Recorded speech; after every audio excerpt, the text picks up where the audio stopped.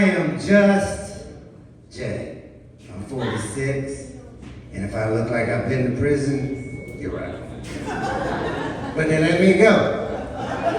Man, I'm fixing to fuck y'all up here with one statement. Every single one of you is gonna agree it's 100% true. But some of you may not like the way it sounds, okay? So everything tastes better on a cracker.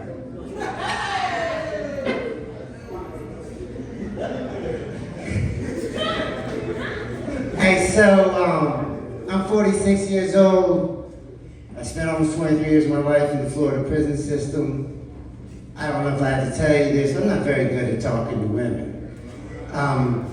It is absolutely impossible not to call a bitch when she's being one in the moment, you know what I mean? And I messed up, I got one pregnant up in North Carolina. And nobody told me, no matter how much of a bitch you thought she was, before she got pregnant, it gets turned up. Her in another state was still hell. I tried to block the FaceTime. But I'm gonna be honest with you, I think I'm really starting to love this girl because I noticed that she doesn't get as mad as she used to when I call her a bitch. And I noticed too that I don't mean it as much when I call her one.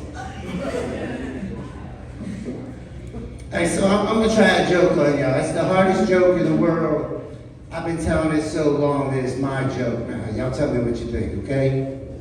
So there's a fly and a fish. The fish says if that fly drops 6 inches, it'll be close enough where I can nab him and I have me a good meal. There's a bear on the side of the water says if that fly drops 6 inches, the fish is gonna go for the fly and it'll be close enough where I can nab him and I'll have me a good meal. There's a hunter behind the bear says if that fly drops 6 inches, that fish is gonna go for the fly, the bear's gonna go for the fish, and it'll be out in the open where I can shoot him and I'll have me a good meal. Just so happens there's a mouse behind the hunter says if that fly drops 6 inches, the fish is gonna go for the fly, the bear's gonna go for the fish, the hunter's gonna go for the bear, and his sandwich is gonna fall off his lap and I'll have me a good meal. Just so happens there's a cat behind the mouse. Says if that fly drops 6 inches, that fish is gonna go for the fly, the bear's gonna go for the fish, the hunter's gonna go for the bear, the mouse is gonna go for the sandwich, and it'll be out in the open while I have a good meal. Just so happened that fly dropped 6 inches.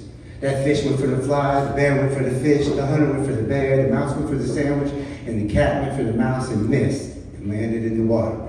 Ladies and gentlemen, that is a lesson for 2025. If the fly drops 6 inches, the pussy's gonna get wet.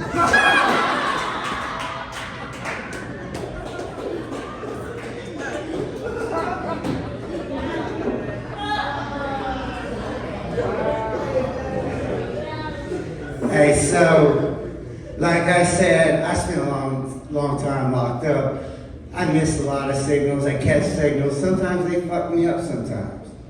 Back in 2003, I got sent to a prison that had a 24-year-old chick that I thought was fine to death. Now, I'm gonna be honest with you, doing time is like drinking alcohol. The more you do, the better everyone else looks, you know what I mean? But she looked so good to me that when they told me that they were gonna have a talent show, I wrote a poem just for that chick. And they called my name up and I went up under the pavilion and I started telling my poem, and as I did, you start seeing officers on walkie-talkies all over the place. They start making a beeline for me. As soon as I finished that poem, they were spraying me with pepper spray, putting me in handcuffs, and taking me to confinement. But between you and me, that was the best poem ever. It went like this. I was walking to the chow hall just the other day when Officer Hoskins came my way. She said, Jay, I can't wait till you get free, because I'm going to give you some pussy like you ain't never seen. I said, Officer Hoskins, why wait for so much time to pass? I wouldn't mind tearing up that pretty little ass. Pulled out my dick, it was so big and shiny, it looked like it was painted. That officer took one look and damn near fainted. I stuck it in, she began to shout. Colonel came around the corner and said, hey, inmate! Gotta pull that motherfucker out. Hey, so I didn't go to prison to get better. I didn't break the law and go in and say, okay, now I'm gonna start obeying the rules. I hated police. I gave them hell around every corner. I used to sneak off in their bathrooms and polish their toilet seats off with Bengay. And you could always tell who sat their bare butts on it. The rednecks, they didn't care. They'd be digging all up in their butts. The white women, they would treat their itchy booties like they were in church. They'd find a building to back up to and just start swaying back and forth on it. And the black girls, they treated their itchy butts the same way they treat their heads when their braids are too tight. They just sit there and keep popping. So like I said, I'm 46, spent 41 years in Florida. One of the biggest things I've noticed and had to grow accustomed to since I left Florida is the number of black women that now talk to me. I know it sounds funny, but I promise you the only black women that talked to me in Florida were prison guards and my first grade teacher. Hey, I promise you none of them liked me. But as soon as I left Florida, that changed. I remember my first week up here, I was coming out of the QT over on Peachtree. It's not even there no more. And a couple was walking up, and the girl, she was chewing me up with her eyeballs. I had never had a black woman look at me like that. And her dude catch her looking at me and asked me, what am I looking at? I'm old school. I believe if it's your bitch on deck, it's your bitch you check, you dig? So I told him, she know? He goes, what she know? I said, come on, bro, you know, she knows, everybody in Uptown knows that.